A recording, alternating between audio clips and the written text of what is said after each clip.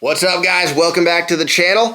We are here. It's January, coldest week of the year here in Arizona. We got lows at freezing cold temperatures. The highs are barely even touching 50. So yeah, we've got a big change going on. It's been a little bit of a warmer winter up to this point. We talked in my last fishing report about that a little bit, and yeah, it's cold. This a lot of times is the toughest month for bass fishing in Arizona. So all that to say, fishing's been good up till this point. It's been good this past week. So I'm going to dive into what I've been doing, what I've been hearing. Before I go any further, guys, please make sure you subscribe to the channel.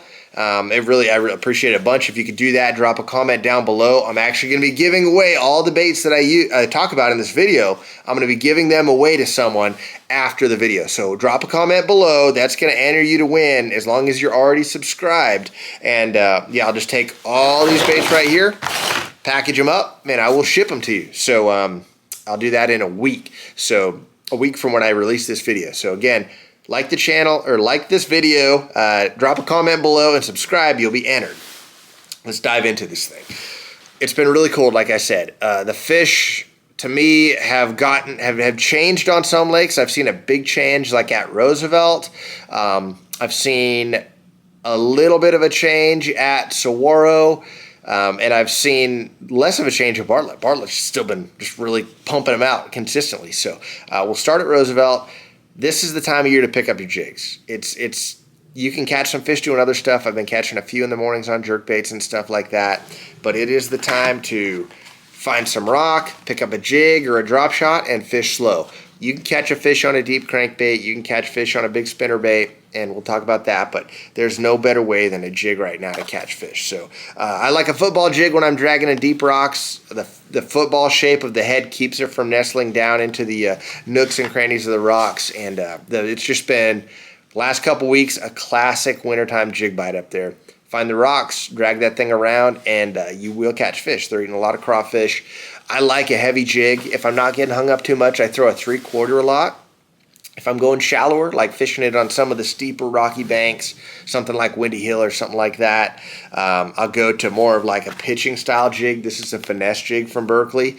That's a 1/2 ounce. I'll use the 1/2 ounce a lot, 3/8 when I'm really, really shallow. But if you're using the football jig, I like to use a 3/4 or even a 1 ounce. But the 3/4 you seem to be able to fish without getting hung up quite as much as the 1.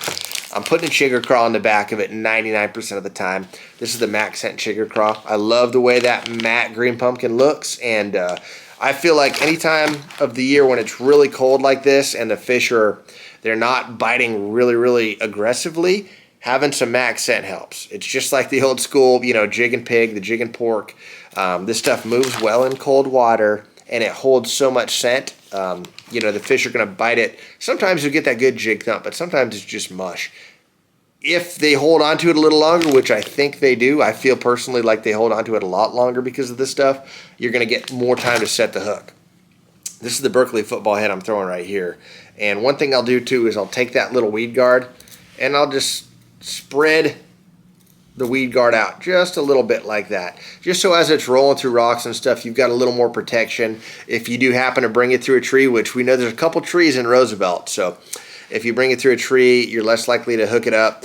It's got a really good hook in it. It's kind of like a medium wire hook. It's not light wire, but it's not heavy wire either. It's stout, but hey, if you're throwing this thing down in 25 feet of water on the end of a long cast and you set the hook, there's a lot of stretch in your line, so having a fairly, not too thick of a hook really helps. You don't want a giant gaff of a hook in that situation. Greens, browns, if you're in some dirtier water, blacks, same deal at Bartlett. Bartlett's a really typical jig lake this time of year as well. So everything I just said at Roosevelt, go do it at Bartlett.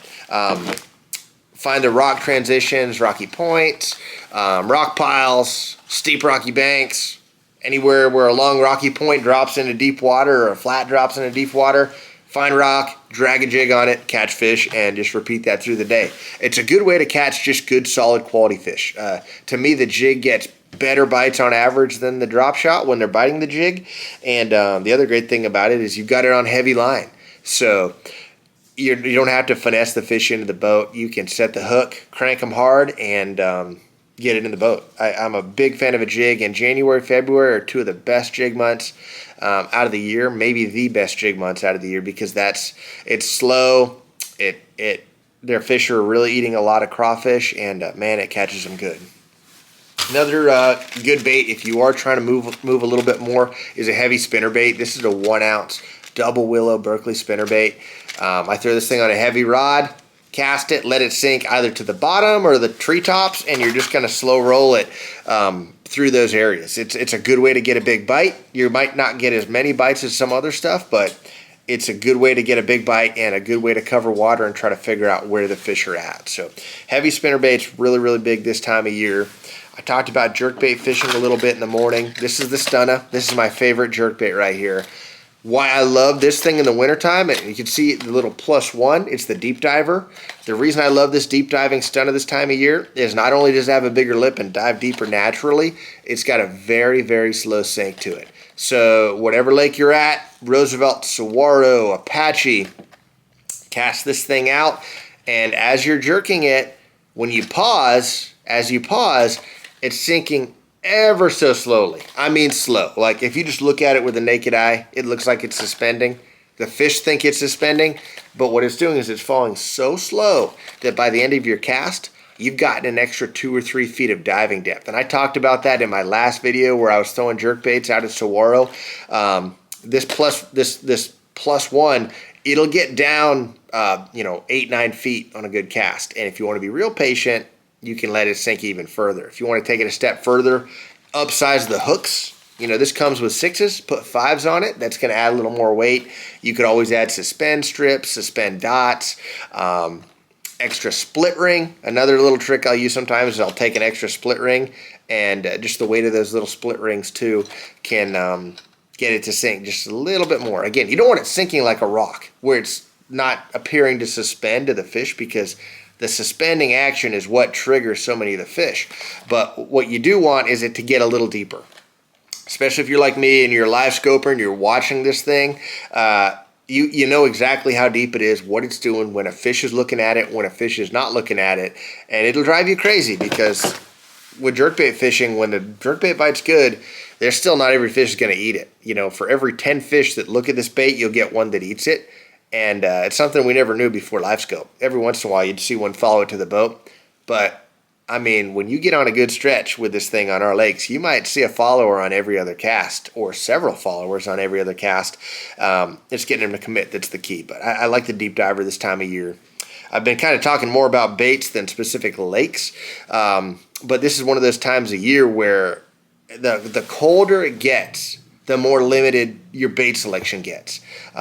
Because they're not eating topwater, they're not eating frogs, they're not eating swim jigs and stuff like that. If you're a Bartlett, you can continue to fish shallow. If you're a Pleasant, you can continue to fish shallow. Little crankbaits, spinner baits, you don't have to throw a 1 ounce at either of those places. A 1/2 ounce works really well. If the water's dirty, a vibrating jig. Berkeley Frittside crankbait's really, really good. Even a lipless is a time of year where you can catch some fish on a lipless. But you're just going to figure out, is the water dirty? Bartlett's still pretty dang dirty. Something that they can feel and see is key. If it's clearer, your window for throwing reaction is a little bit smaller. Like if you go to Pleasant, you're fishing on the main lake, you're not going to be able to catch them super shallow in that clear water. They've gone deeper. But if you're up lake in the dirty shallow bays where the water's warmer, they're still going to be up shallow in there. You catch them on reaction. If you're in that clear, clean water, you're up in the main lake at Pleasant. You're out at the main lake at main lake at Pleasant, main lake at Roosevelt. You got to go a little bit deeper and finesse, jig, drop shot, stuff like that. Trying to think what other lakes. Saguaro continues to be surprisingly decent. I talked in maybe even the last report about how I kind of lay off Saguaro. Well, Saguaro and Canyon both have surprised me a little bit this winter time. The super cold snap might just shut that off like a light switch, but I've had some pretty decent days out there throwing the jerk bait, throwing a drop shot, throwing a crankbait, stuff like that. So you don't write it off. If you're trying to go catch some bigger fish, that's a good place to go look. Apache, tough, real tough. There was a big tournament out there yesterday, and the weights were as low as I've ever seen them. No one's catching smallmouth. the largemouth fishing is below average. The water's been down a little bit, and that could be part of it. But overall, pretty darn tough at Apache. And that's about it. That's where I've been at. I'm getting ready to hit the road in a couple of days. So I'll do my best to keep you guys posted. I'll definitely be on the water before the next February report. I've got a really neat video drop coming up for you guys. I've got something new that no one's had, and it's a very revolutionary bait. I'm going to get to talk about that here real soon. So I can't wait to fill you guys in on that. Be watching the channel and make sure you subscribe. So when that video hits, you guys will see it, and you can be the first ones to go up, go out and buy these baits. But I've been catching fish on them, and no one's seen them, so it's pretty cool. Thanks again for following. Again, these baits are going to someone, so please make sure that you're subscribed. Drop a comment below, and I'm going to just put all the names in a hat, pull one out. If that person's already subscribed, I'll get your address, and I'll send you these baits. So thanks again, guys, and we'll be back at you really soon. See ya.